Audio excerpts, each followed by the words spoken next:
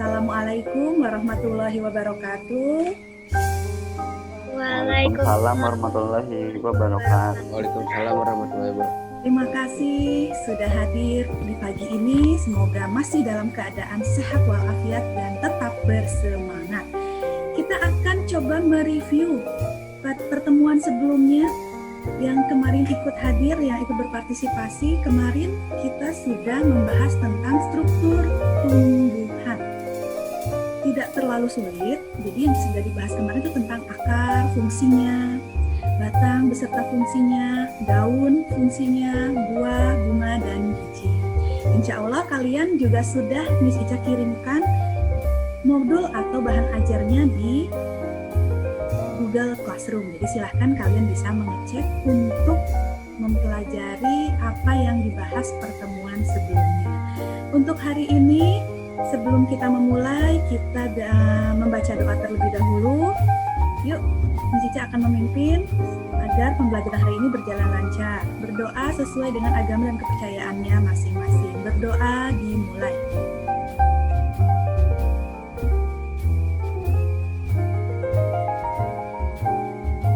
Selesai? Oke. Kalau begitu, Miss Ica akan langsung saja menayangkan apa yang akan kita pelajari hari ini. Untuk pertemuan hari ini, kita akan langsung saja membahas bagian yang kedua. Nah, apa sih? Nah, untuk judul materi yang kita pelajari masih sama seperti kemarin, yaitu tentang struktur tumbuhan dan pemanfaatannya dalam teknologi. Nah, jadi yang kemarin mungkin belum sempat bergabung. Nah, kemarin kita sudah membahas tentang struktur tumbuhan dan pemanfaatannya dalam teknologi. Tapi hari ini part 2, bagian 2, di mana kita akan fokuskan kepada struktur dan fungsi jaringan. Silakan siapkan alat tulisnya. Kemudian catat hal-hal yang dirasa penting. Apabila ada hal yang ingin ditanyakan, bisa langsung kalian bertanya. Jangan ragu dan jangan malu, karena tujuan kita pembelajaran hari ini adalah untuk menambah ilmu pengetahuan baru dan juga kita niatkan untuk beribadah. Mari kita diskusikan. Nah, sebelum kita belajar, Miss Ica ingin coba untuk menggali kemampuan kalian dalam menganalisa. Nah, kalian kan ini keren-keren nih, generasi Z yang luar biasa. Mengapa ya? Di sini ada jaringan parenkim. Jaringan parenkim versus paving block. Ada yang tahu paving block atau corn block? Ayo silahkan di-unmute saja. Kalau yang tahu silahkan langsung dijawab. Apa sih paving block atau corn block? Ada yang tahu? Pernah menemukan di mana paving block atau corn block? Oke, mungkin masih ada yang bingung. Nah, Miss Ica sini akan menunjukkan jaringan parenkim versus paving block. Nah, paving block itu yang seperti ini, yang terdapat di halaman-halaman rumah atau di trotoar, sepanjang trotoar di Kota Bogor atau di trotoar di jalan-jalan besar. Nah, sekarang Miss Ica ingin tanya, yuk kita diskusikan, kita pemanasan dulu hari ini. Jaringan parenkim adalah jaringan yang terdapat di bagian tumbuhan. Nah, seperti ini nih, kita mengamati menggunakan mikroskop dengan menggunakan perbesaran. Nah, versus paving block atau corn block. Ada yang mau menyampaikan pendapatnya? Apa kaitannya atau kenapa ya jaringan parenkim versus paving block seperti ini? Adakah kesamaan? Adakah kemiripan? Kalau ada, kenapa ya? Yuk silakan di unmute saja untuk kita langsung bisa berdiskusi. Silakan. Ada yang mau mencoba? Mungkin karena bentuknya yang sama dan tertata beraturan. Oke, jadi pemasangan paving block ini meniru jaringan parenkim. Ya, tadi Bunga boleh diulangi lagi? Apa di sini tadi tersusun rapi atau apa tadi? Silahkan diulangi menurut pendapat Bunga. Jaringan parenkim. Menurutku bentuknya hampir sama dan dia tertata beraturan berdekatan saling dempet. Dari bentuknya si paving block memiliki bentuk yang mirip-mirip, ya kan, dengan parenkim dan juga cara penyusunannya. Berarti manusia terinspirasi ya menyusun paving block seperti pada jaringan tumbuhan. Ada satu lagi nih. Oke. Jaringan epidermis versus batu bata. Nah, ini gambaran dari jaringan epidermis pada tumbuhan. Kalau kita menggunakan mikroskop nih, kalau di sekolah kita mengamati nih.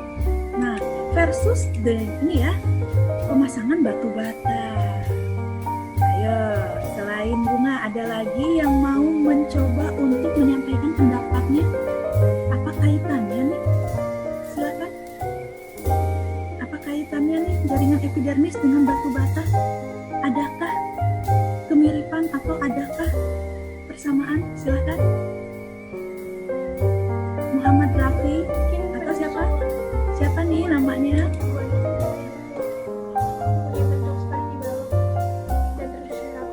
Betul ya. Jadi dari bentuknya dan cara penyusunannya ya.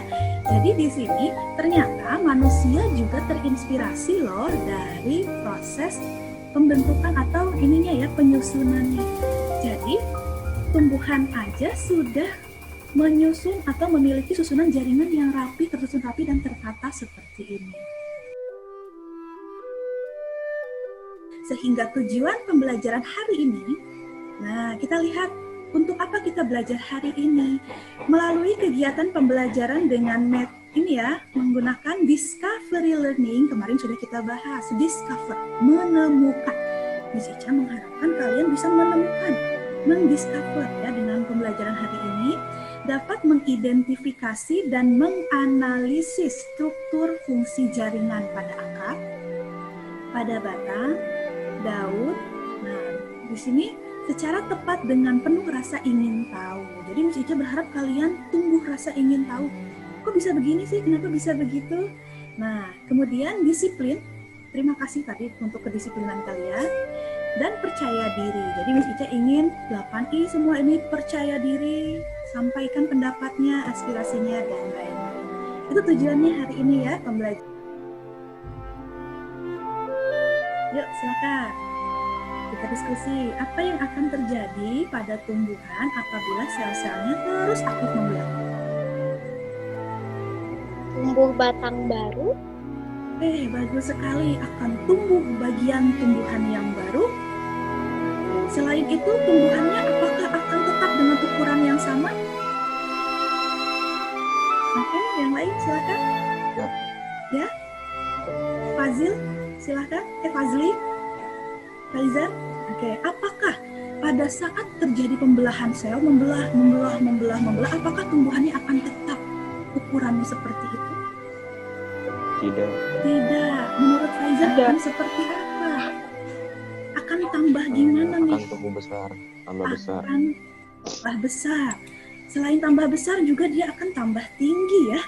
Nah, jadi di sini betul sekali yang tadi sudah kalian coba analisa. Dengan jaringan meristem, berarti jaringan yang hobinya membelah tadi, di sini akan menyebabkan tumbuhan tadi akan bertambah tinggi, atau bertambah besar, atau bertambah panjang. Nah itu, berarti fungsi dari jaringan meristem, nah menyebabkan tumbuhan bertambah tinggi dan bertambah volumenya.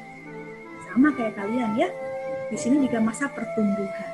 Makanya tumbuhan memiliki kata dasarnya adalah tumbuh.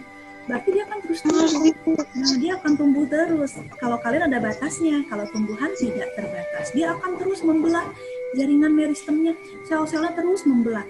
Nah, di sini jaringan meristem ada dua. Ada jaringan meristem primer dan sekunder. Kita mulai masuk ke primer. Primer berasal dari kata prime atau penting. Nah, sesuatu yang penting. Sesuatu yang sangat-sangat urgent. Nah, di mana ada juga meristem primer di sini.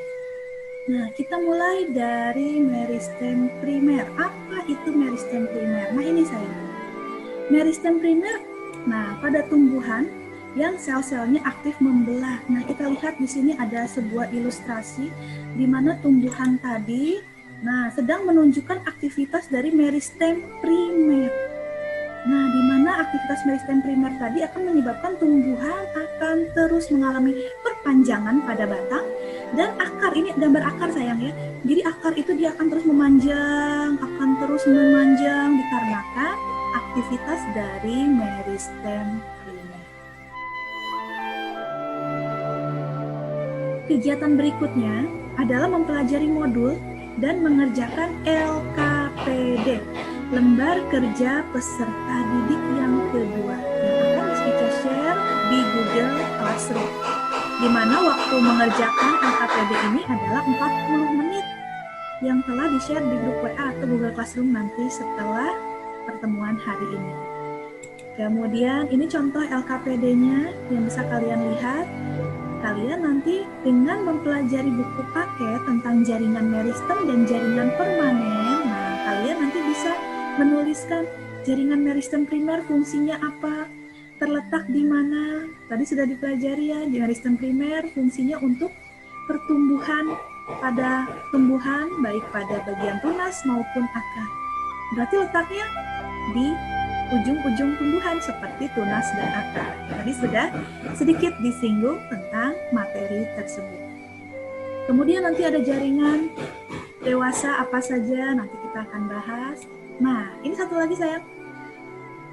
Karena kita tidak bisa praktikum langsung di laboratorium, kalau misalkan kita tidak pandemi, kita belajarnya offline, kita belajar di sekolah, Miss Ica akan ajak kalian praktikum di laboratorium IPA. Miss Ica akan memberikan preparat atau sampel-sampel. Nah, ini akan memberikan preparat yang bisa diamati menggunakan mikroskop. Karena kalian tidak bisa mengamati langsung, Miss Ica langsung berikan gambar. Nah, tugas kalian nanti adalah mengamati gambar penampang melintang akar tumbuhan dikotil dan monokotil dari hasil pengamatan seorang siswa menggunakan mikroskop. Sudah dikasih ini ya, gambarnya seperti ini. Demikian juga dengan gambar dari batang monokotil dan dikotil, ada nggak perbedaannya? Nah, nanti kita akan coba diskusikan di LKPD atau lembar kerja peserta didik. Dengan dewasa yang tidak membelah ya, share penjaringan dewasa tadi dibagi 4. Ada yang ingat? 1, Jaringan pelindung, pelindung, dasar, penyokong, dan pengangkut. Selesai materi pembelajaran kita hari ini. Keren ya. Nah, jadi kalian sudah dengan percaya diri, sudah dengan rasa ingin tahu yang sangat tinggi, insya Allah sudah tercapai tujuan pembelajaran hari ini. Nah, untuk lebih menguatkan lagi untuk persiapan kita nanti menjelang kuisis, maksud tegang, santai aja kuisis juga. Nah, nanti kalian coba menyimak apa yang ada di Google Classroom atau yang sudah Miss Ica share di WhatsApp. Oke, terima kasih untuk kegiatan hari ini atas semangat kalian dalam belajar IPA. Oke, terima kasih atas kehadirannya 8I. Nanti kita schedulekan ulang untuk persiapan kuisis. Nah, nanti Miss Ica akan bagikan kodenya. Nah, kalian nanti bisa mengukur kemampuan kalian seputar jaringan pada tumbuhan. Terima kasih atas perhatian kalian. Silahkan lanjutkan aktivitas berikutnya. Kita bertemu di Google Classroom. Have a nice day. Assalamualaikum warahmatullahi wabarakatuh. Waalaikumsalam warahmatullahi wabarakatuh. Oke, sampai jumpa di Google Classroom. Terima kasih, Miss. Ya, sama-sama.